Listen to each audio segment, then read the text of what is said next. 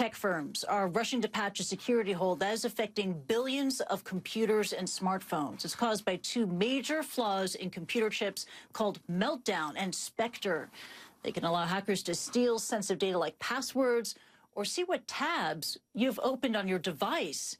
Researchers say Meltdown affects only chips made by Intel, while Spectre exists in almost every computing system. Let's find out what this means for us. I'm joined now by Bryce Boland from the cybersecurity firm FireEye. Bryce, good to see you again.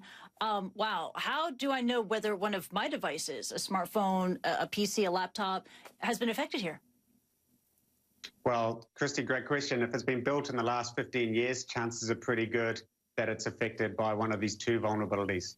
Both of these vulnerabilities are basically part of what makes these computers so fast today is the capability that's been built into them, but it also has created a vulnerability, and that vulnerability is a bit like giving an attacker X-ray vision to be able to see into a safe and be able to see the secrets inside the safe. Okay, I don't like that. So how do I fix it?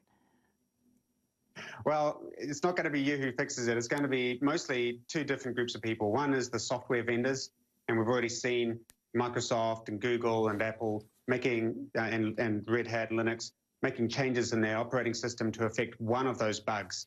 And that will fix that bug.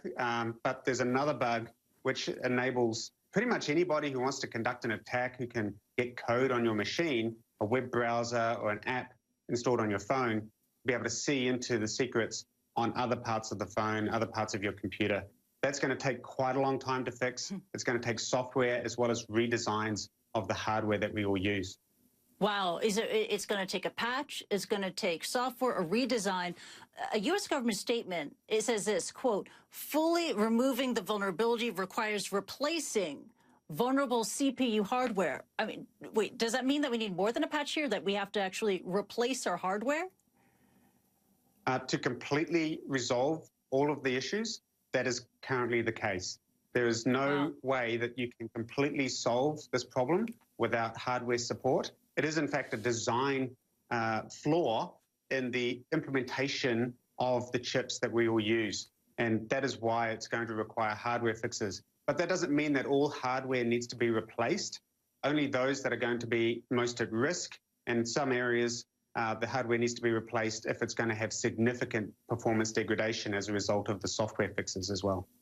And to clarify, this is not just an Intel chip problem. This is a serious overall chip maker design problem, again, affecting billions of our devices. How did this come to be? How did this happen? Well, what's happened in the last 20 years, everyone's started to use computers for lots of things, and they wanted those computers to be faster and faster. And what we've seen here is a design choice that was made in a way to improve the speed of computers has created this opportunity for a vulnerability. It's a weakness in the design that wasn't always able to be easily exploited.